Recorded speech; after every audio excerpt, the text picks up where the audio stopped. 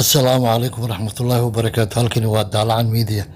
daawadayaal meel kasoo joogtiin waxaan idin leenahay kulan wanaagsan.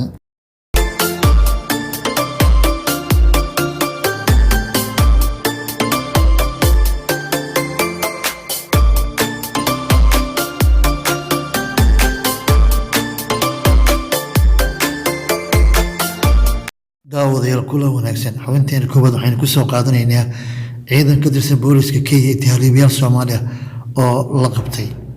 saraakiisha ciidanka dambibaarayaasha Kenya ee loo yaqaano DCI waxay sheegeen inay baaritaan ku hayaan 3 askari kuwaasi oo la xiray Khamiistii la soo dhaafay kadib markii gaarigooda laga dhaxlay 6 qof oo Soomaali oo si qarsoodi ah ay ugu soo gudbin lahaayeen dalkaasi.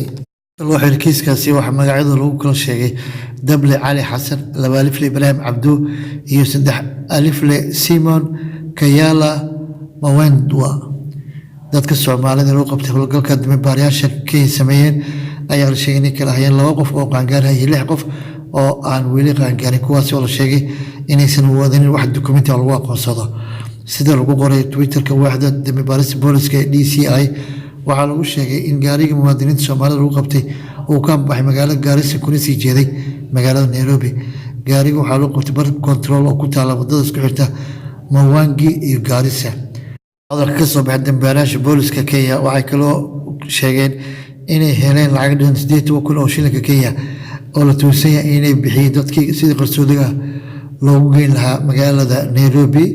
lacagtaas laga helay mid ka mid ah askarta jeebkooda waxay lacagtaas dhameen 8,000 oo shilinka Kenya.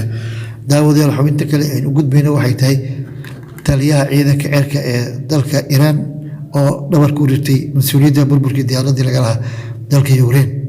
taliyahaasi oo lagu magacaabo Amiir Cali Xajisdeh oo maanta shir jihaad ku qabtay magaalada Tehran waxa uu xusay inuu doonayay inuu dhinto markii uu ogaaday in la soo riday diyaaraddaasi kuna geeriyoodeen dhammaan rakaabkii saarnaa. waxaan doonayay inaan geeriyoodo iyo inaanan markhaati ka noqonin dhacdadaas oo kale, ayuu yiri taliyahaasi oo intaa ku diray inuu dhawarka u ridinayo dhacdadaas islamarkaana uu adeecayo go-aan kasta oo la qaato. waxaa kaloo uu faahfaahin ka bixiyey inuu shilkaasi dhacay xilli ay suurtagal ahayd in diyaaradaha Mareykanka ay duqeyn la beegsadaan dalkaasi Iiraan oo ay ciidanku heegan ku jireen.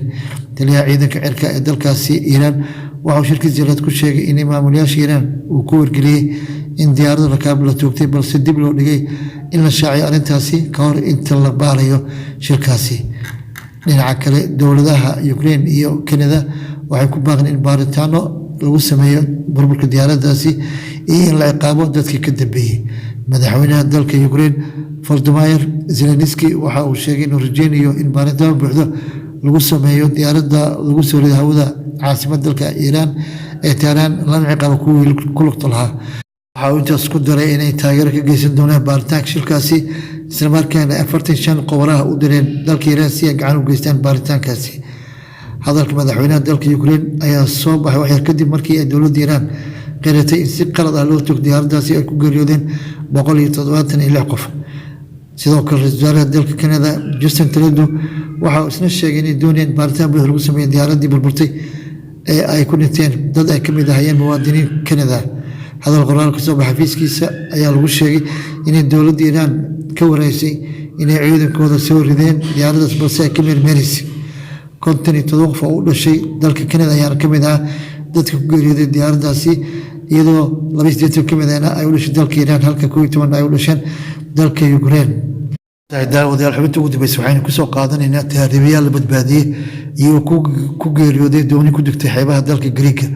ugu yaraan 12 qof ayaa ku geeriyootay dooni maanta ku degtay meel ka baxsan jasiirad ku taala galbeedka dalka Greek. ciidanka ilaalada xeebaha dalkaasi waxay sheegeen in 21 tahriibayaal la soo badbaaday, wuxuuna shirkaasi lagu tilmaamay kii ugu dhimashada badnaa ee muddo dhowr bilood ah ka dhaca xeebaha dalkaasi.